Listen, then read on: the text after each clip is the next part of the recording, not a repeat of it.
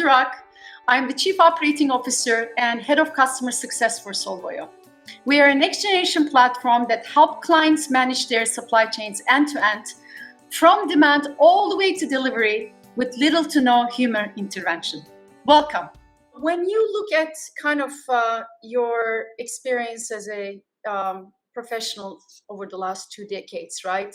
And just to make our audience's time worthwhile, what would be some of the practical takeaways that they can go back and at least ponder about?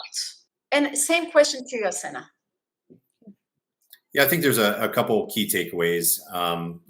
Earlier in this conversation, we were talking about field to fork, end to end. Understanding that customer side is incredibly important. It is absolutely easy to look at, for fresh produce, when it was harvested.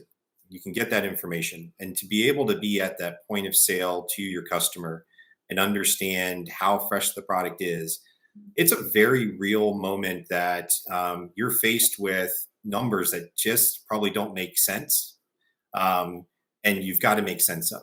And that becomes the fun part, the challenging part of the fresh supply chain, and where data and technology process and this end-to-end focus can really drive a lot of changes.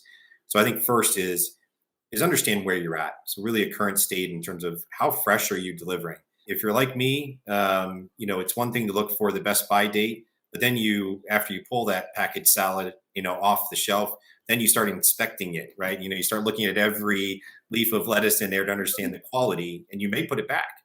And so I think just having a real piece there. I think the second is to understand other metrics that should be on the scorecard, other fresh metrics that should be there. A lot of times you have some sort of shrink number or waste number, but what I've found is that depending on your business, depending on your industry, there are other metrics that could really drive a different culture towards how you operate a fresh supply chain that could be significantly different than any other line of business you might have.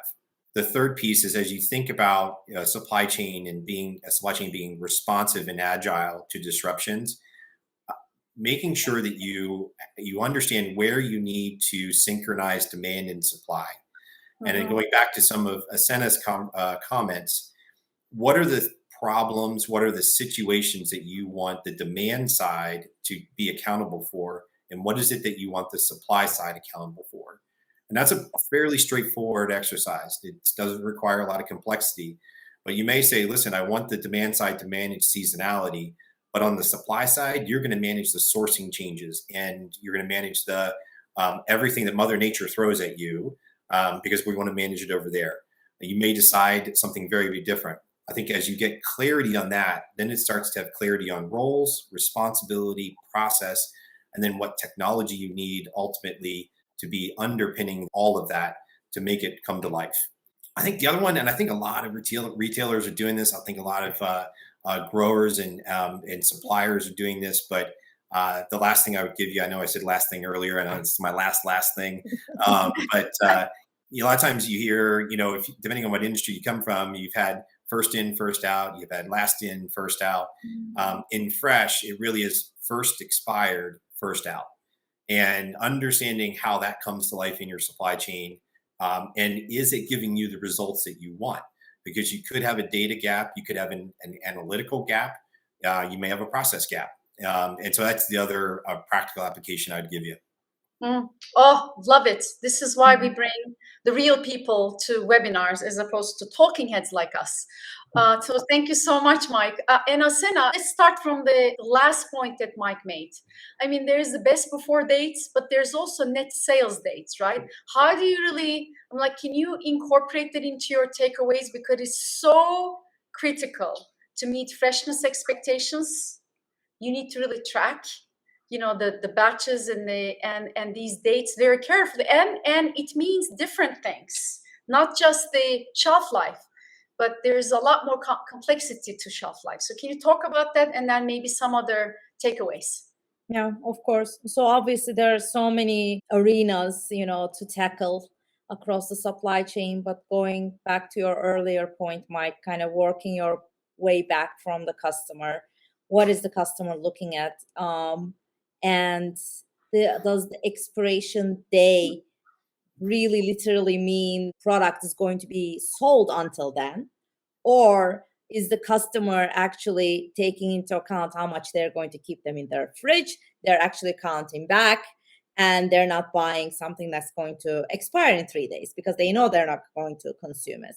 So now technology, machine learning can be used to monitor those type of behavior and really get to the bottom of what is the real sellable, like you said, the net life or the sellable life of this product after it arrives, and be proactive when considering available to sell inventory, instead of just going purely by the batch expiration date. Be able to kind of get to a more of smarter kind of customer point of view expiration date, manage inventory accordingly, because one of the things, as mentioned in the beginning, is there's still a lot going to waste at the stores too, right? We keep feeding all of this inventory to the stores and we keep throwing them away because the customer doesn't like it. The bananas, my favorite example is the organic bananas, that as soon as they start getting those brown dots on them, people don't want them unless they're going to bake banana bread. And if in the areas where there are not that many banana bread bakers, then those bananas are going to waste. And being really more proactive in terms of understanding how much is at risk could also enable taking proactive actions, like maybe marking them down a couple of days before those brown spots are all over them, so at least they're still being consumed, they're not being thrown away. So basically looking at, as you said, Mike, visibility is the key. First, understanding what's going on, what are people choosing, what are my constraints, what are my reasons. So starting with diagnostics, right? Just kind of keeping, okay, the KPIs are great to give overall guidance, but what makes really difference in terms of operational actions and initiatives are the diagnostics, understanding the reasons, understanding not at the overall company level, but at the local level, at the store level, at the distribution center or the cross-dock level, what's going on, getting that visibility. And to enable that, of course, you need data. All right. So put your data, if you're going to just do one thing at a time, which is a fairly smart approach, by the way, instead of trying to conquer the whole world in one project, kind of put a stake in the ground, start with diagnostics, put your data on a platform that's easily accessible, visible, digestible, and start learning and start applying diagnostics that will help you prioritize your next steps. Is it your own operational problems? Is it a supplier problem? Is it a transportation problem? All of those can easily become very apparent if you run the right diagnostics. Get to the root cause analysis, and then start investing your budget, your resources, your technology, infrastructure in the areas that are really going to make a difference, for you. And just when you're investing in platforms, make sure you invest in platforms that can do the synchronized planning, as we've discussed, kind of break down the silos, that are agile, that can evolve, because the world is changing every day.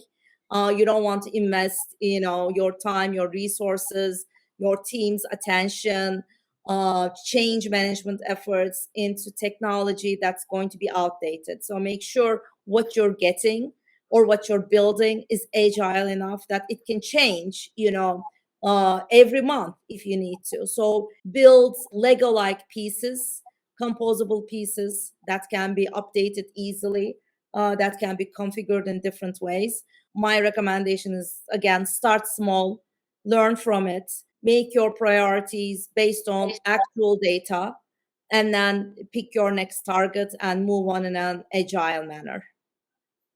Great. And the good news is you don't have to wait for your data to be clean. You can start anyway, right? Because technology allows data diagnostics for you to be able to kind of like fill in the gaps automatically, or identify areas where you have a real problem with data, so that you can start fixing the data, so that you can start utilizing them. So there is Exactly. no perfect data status that you need No, to achieve before you start. So that's also important to point out, right? exactly. And you don't have to be a really huge company to do this. I think that now the technology is widely available and affordable for companies of all sizes.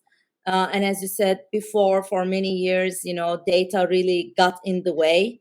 But now, thanks to all the machine learning algorithms too, we can even fix the data problems and make new models, new assumptions, and dynamically update the data, and overall just help the company understand, what are the most critical data they need to address. Because when I say data, there are bazillion types of data, and not everything is going to be in perfect order in any reality. But understanding what is really critical, so you can prioritize your initiatives based on that as well.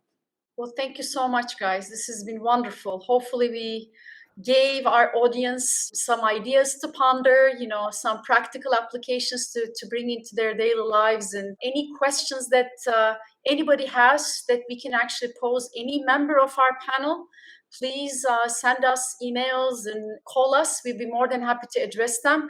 And Mike, thank you so much for your time. You've been wonderful, and for your ideas and contribution. Thanks for having me. Appreciate it.